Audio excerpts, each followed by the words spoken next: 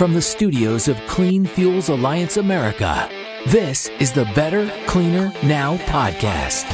Authentic conversations with leaders in the biodiesel, renewable diesel, and sustainable aviation fuel industries. Now, here's your host, Scott Tremaine. And welcome. This week, Clean Fuels Chief Operating Officer Doug Whitehead hosts a state soybean spotlight with the Executive Director of the Kansas Soybean Association, Kaleb Little. All right. Thank you, Scott. And thank you, Kaleb, for joining us here in studio for our Better, Cleaner Now podcast. Really happy you were able to get to town. Absolutely. And any reason to come back to Jeff City is a good one, and great to catch up with folks and sit down here and talk a little biodiesel and soybeans. Absolutely love it. Lots for us to catch up on. Some personal, some professional. Well, it's all professional, right? Yeah. All in our industry. And I know that Donnell has a podcast coming up with Kenlon Johannes in the future to talk a little bit about our history and how we went from, in 1992, the National Soy Diesel Development Board. Soybean farmers, in their very innovative, forward-looking way, saw an opportunity with a glut of oil and founded National Soy Diesel Development Board, then realized, and I won't go through the whole history here because I think Kenlon and Donnell will do a terrific job at that, that we needed to have a feedstock neutral policy so we could accept all feedstocks to grow in this very dynamic market to the National Biodiesel Board, and then all the way fast forward to 2021, changing to Clean Fuels Alliance America. So that's a lot of ground. And you started at Kansas State University and went to the Kansas Soybean Association. We were fortunate enough to have you for about a decade, and then you went back. It's full circle. It's a fantastic story. You did it in such a measured and professional and organized way. Tell me a little bit about that journey. Well, you never know where life's going to take you. Northeast Kansas native, grew up 45 minutes down the road from Manhattan, grew up a sports fan, and, K-State was the way to go in my family. So was already inclined to do that. So it really helped out that, I was already planning on a career in agriculture. I didn't really know exactly what that was. So those two things lead you to Manhattan 9 times out of 10 when you're a Kansas native like that. So, went there, and it, like a lot of folks, took a minute or two to figure out exactly where the fit was and what it was. And I found my way into the ag communications and journalism program there at K-State, and awesome people, great program. And it really just fit kind of the skill set and what I was good at. I wanted to take as little math and science as I possibly could while I was there on campus. And thankfully, other than some upper level ag econ classes that were part of that ag communications program, was able to do that and really found a niche. Fast forward to senior year, had an internship with this company I'd never heard of, the Kansas Soybean Association. Sat down, interviewed with Kenlon, so I'm in the club hired by Kenlon, and there's quite a few of us around, and pretty cool to be a part of that as well. Did a summer there, was a December graduate 2009, and was looking for jobs and trying to get a position lined up before school got done. And lo and behold, there was an entry-level communications position with a company called the National Biodiesel Board. It was in Jefferson City, Missouri, about 4 hours from home. But, when you're a new college grad and somebody's willing to offer you a job, hey, go, I can live a few hours from home for a year or two and then, find something closer. And turned out was almost 11 years here in Jefferson City. So that's kind of where I got the start. And to me, the communications space just lends itself so well to the association management world. Being a mile wide and a couple inches deep is something that you have to do in that communication space, and you absolutely have to do that, when you're in the nonprofit association world. That's a great story. I love hearing it, and I want to get back a little bit to how you're giving back to the university. But first, as a K-State grad and a lifetime University of Missouri sports fan, I really don't like talking about Kansas. But I guess I should say that only applies when it comes to the Jayhawks, even though I know the Jayhawks have a good ag school too, like biodiesel. But instead of talking about the Jayhawks, let's talk about general agriculture in the great state of Kansas. How's it going in soybean world there? Yeah, there's a lot going on. We've had 2 really tough growing conditions, 2 crop years in a row now. Very dry, very state averages. Historically, we're probably about a 40 bushel an acre state average for soybeans. In the last 2 years, we're in the 20s. So really tough conditions for a lot of our farmers. But you have to be optimistic and you have to have a lot of optimism to be a farmer anyway. So they've handled it super well, and our board leadership has been excellent with it. So far, it's trending like we may have a more normal year this year for the production side, which would be great. But at the same time, even as all of that is happening, there are still all of the association work on the policy side that's happening and all of the investment and growth in the checkoff side. And those programs are super critical to our farmers and to our industries in general. We're blessed on the soybean side that we have had very thoughtful leaders in the early days putting our checkoffs in place. One thing a lot of people maybe don't realize in our space is that there were kind of a patchwork of some states had state checkoff programs themselves before. But in the early 90s, we were talking about that you mentioned, when the National Biodiesel Board, Soy Diesel Development Board got started, that was timed up right with the push to institute a national soybean checkoff. So those 2 things came hand in hand. And, when you talk with Kinlan and Tom Very and, the folks who are out there eating the pavement and really talking to farmers, the fact that a biodiesel industry was possible was one of the selling points of the soybean checkoff when it was being sold to farmers as an opportunity to grow the industry and to bring profitability back to them. So, to me, those 2 things just have gone hand in hand since the beginning. Such a great story, and my mind just wanders to the tangents that I could pull out of that. When you say farmers are optimistic, I think they're the most pessimistic, optimistic people I've ever met. I could say that because my mother's a farmer, my father-in-law's a farmer, and I've watched them complain year in and year out and then say, man, that was the best year we ever had. So we are so grateful for them, for their foresight in 1992 and earlier, and still very thankful for the checkoff and its importance on research and development and growth. And it warms my heart that we're part of the soy family. And we understand here that you have to go out and find new uses. Most recently, and I know you know more about this than me, there was some trouble with some fire foam out in the marketplace, and the mighty soybean came to the rescue with some soy fighting foam. And as a stakeholder in agriculture, I think that's fantastic. I do want to also state that I'm proud of the fact that we're using 1.2 billion pounds of soybean oil a month for biodiesel, renewable diesel, and SAF that's on its way. And as we grow, it gets harder. And so we appreciate the investment and the attention that the soybean complex gives us, because as we grow, the challenges they grow too. And so we can't do it without you. Yeah. And it's amazing too that the parallels of present day with, 10, 20 years ago, 30 years ago, even when the industry was really trying to get off the ground, there, conversations about who should be members, who shouldn't, what, is it soybean only, or are we multi-feedstock, or, to me, it really parallels a lot of the conversation going on in our space right now of, is it biodiesel? Is it renewable diesel? Is it going to be jet fuel? Who's going to win out? Where's the feedstock going to come from? Where's it going to end up? And I mean, you think about that, and, we occasionally, maybe hear some of that pessimism from some of our farmer leaders about, well, hey, if it's all going to be over here, or if it's all going to be in this space, or if, there's more used cooking oil being used all the time, and the percentage of soybean oil in biodiesel or renewable diesel are down compared to, they've been down every year for the last 5 years. Well, the pie is twice as big as it was a decade ago. We're talking about that 14 billion pound projection for soybean oil to biofuels.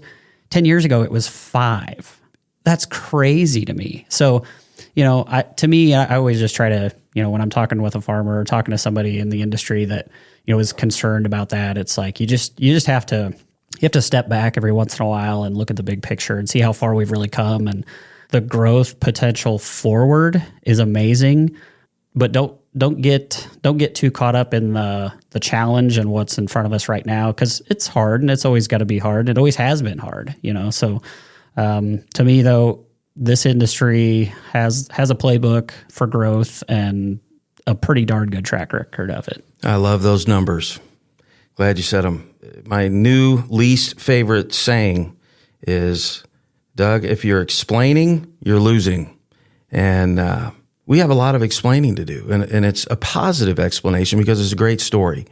But you can't just, in today's complex energy world and ag world and political world, say, hey, this is what it is. You have to explain. So, hey, people out there, listen. Like Robert Stovall says all the time on his social medias, educate yourself. So there's a lot of great information out there that we at Clean Fuels and Kaleb in Kansas would like to have more in-depth conversations with you all the time. Yeah, absolutely. And to me, this is hard. And being a former communicator, it's one of those things. It's a double-edged sword. There's the positives of, hey, you've got all kinds of great messages to talk about in this industry. Whether it's on-road, off-road, heating oil. There's just so many cool messages and cool stories in this industry. But then a lot of the back end is so complex. I mean, understanding things like the California Air Resources Board structure and when they meet and how they do policy, to what the heck is a RIN and why do I care and how do I price that and how do I tell a truck stop operator who maybe is interested in doing some biodiesel blends, hey, but also here's this tax credit that for a decade is maybe it's there, maybe it's not, maybe it's retroactive, maybe it's forward, maybe, oh, and by the way, it's changing in a couple of years. So it's incredible how complex and nuanced the fuel side is, the policy world is, agriculture is.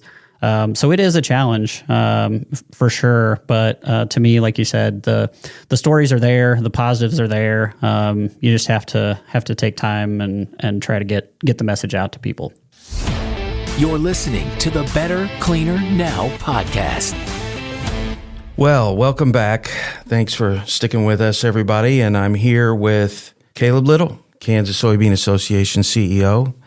I'm Doug Whitehead here in Jefferson City with Clean Fuels Alliance America. And I want to get back to a conversation we touched on about your education at Kansas State University and your professional journey back to the great state of Kansas. And you made a pretty sizable and important commitment to the ag school, which makes me proud because, it's oftentimes we get caught up in the journey and the effort that it takes that we're in today. You're thinking about the future of the ag school and the next Kaleb Little. So tell me a little bit about what you're doing at K-State.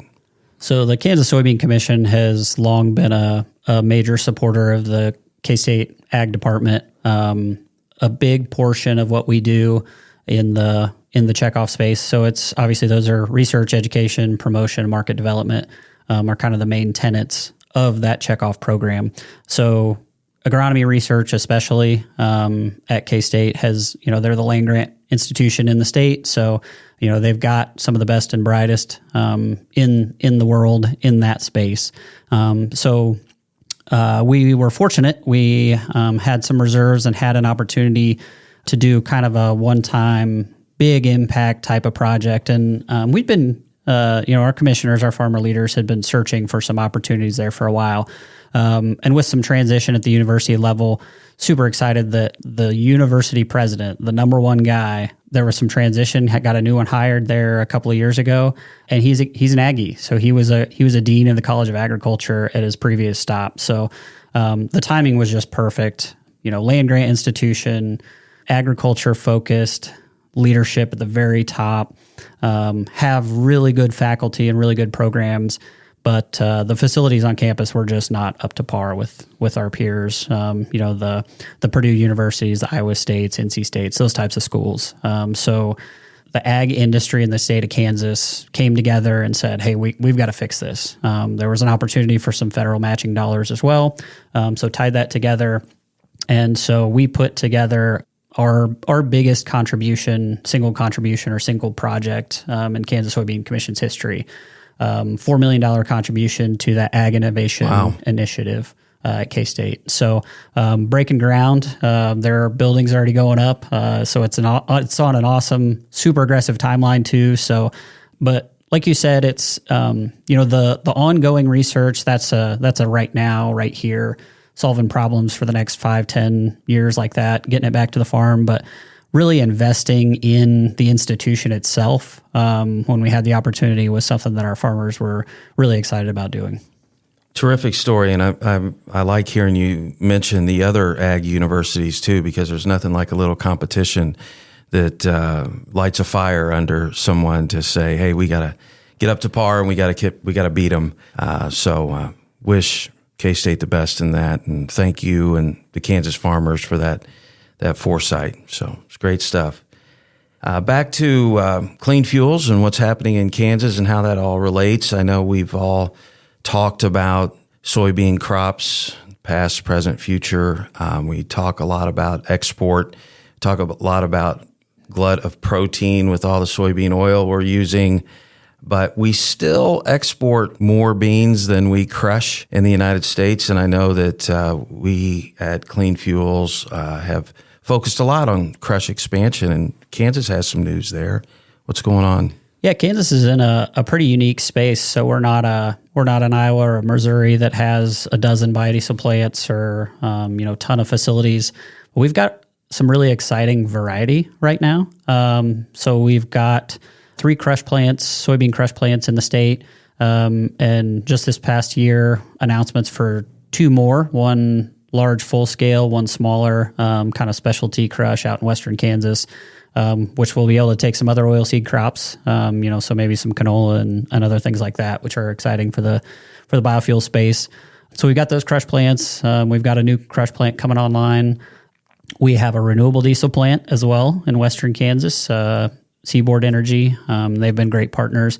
And there's also been some word about a potential sustainable aviation fuel plant coming on with the new crush plant in southeast Kansas. It's a little further down the road, but if you think about where we could be in the next 5 to 10 years, we could have one of each at a large commercial scale, more processing in state, which, like you said, about almost half, depending on the year, about half of our national soybean crop gets exported as whole beans. So from our standpoint, the more we can add value to them there in the state before they get into their marketplace, it's just more value for our farmers and increases their basis and just makes it more profitable for them.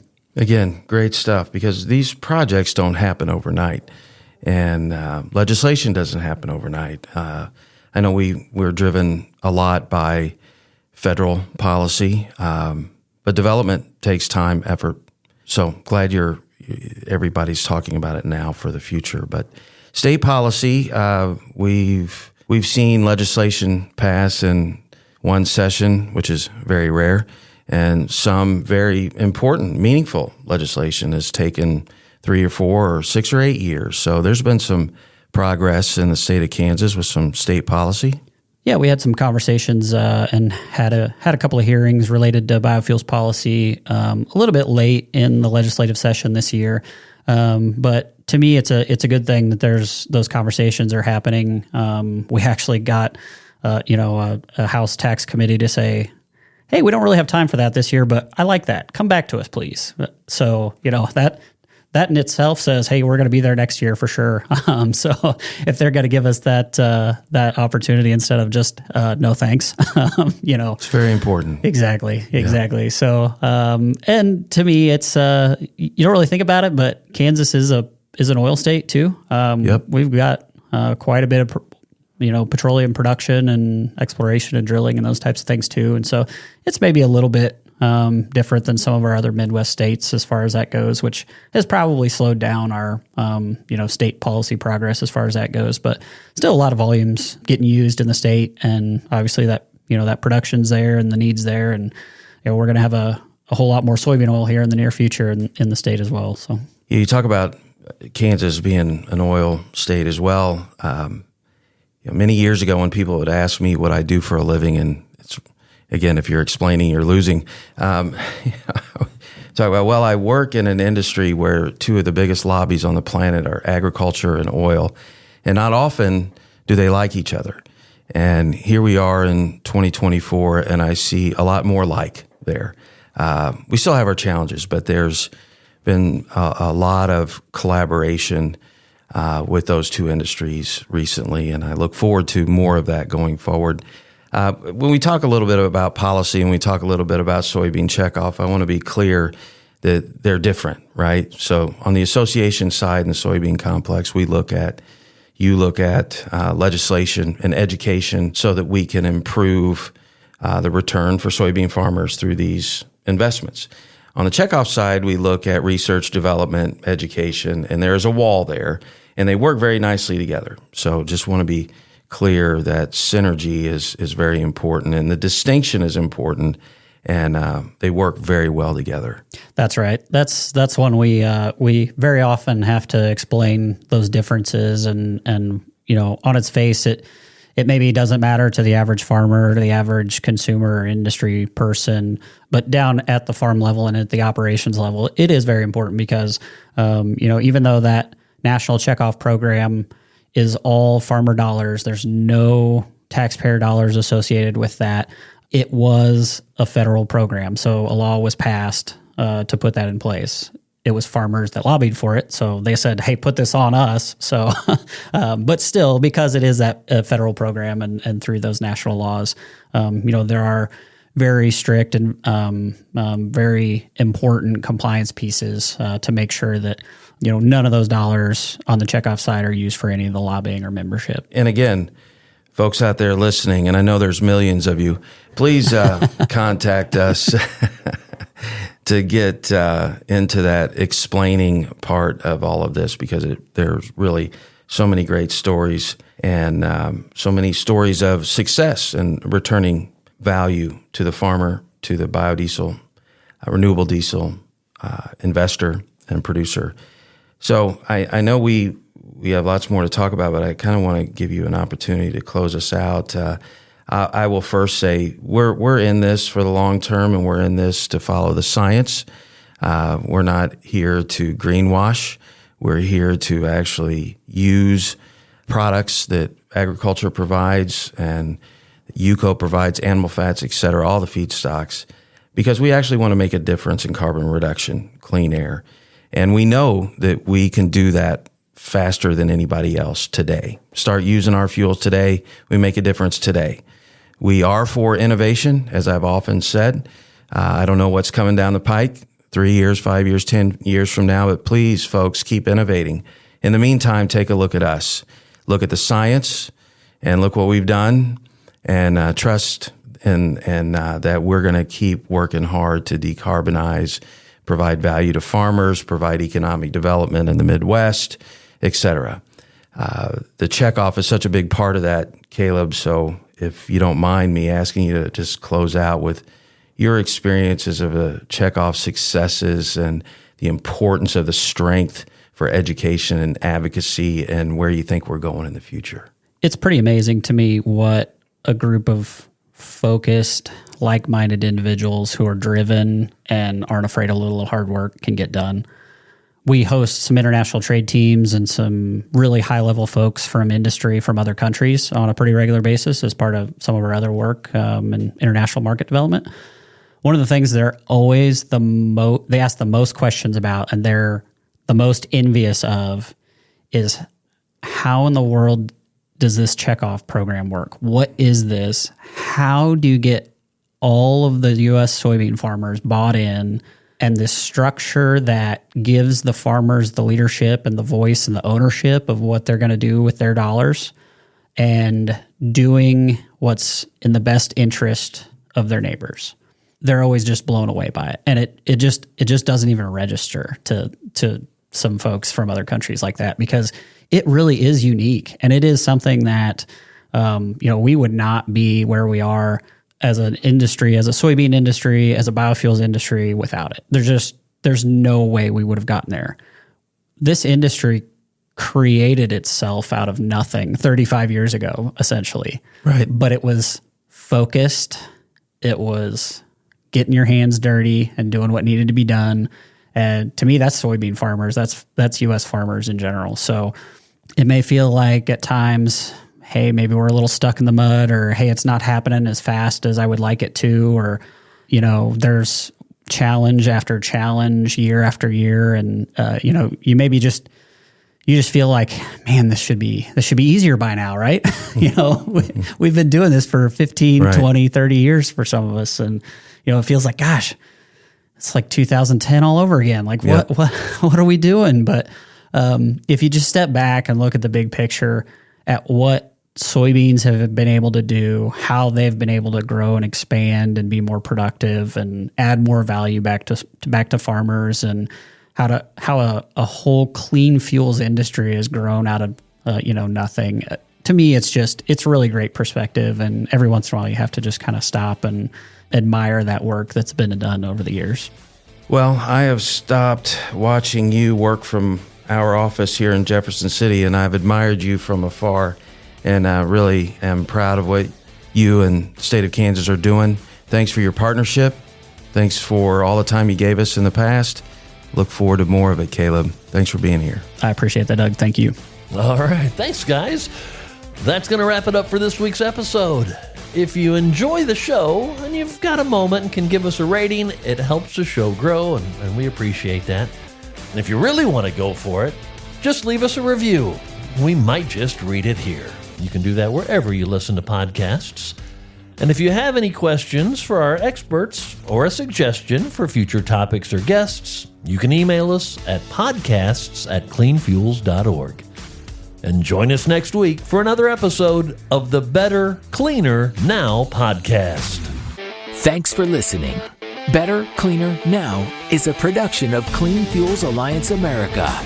Follow us at cleanfuels.org and subscribe wherever you get your podcasts. For more information on Clean Fuels Alliance America, visit us at cleanfuels.org.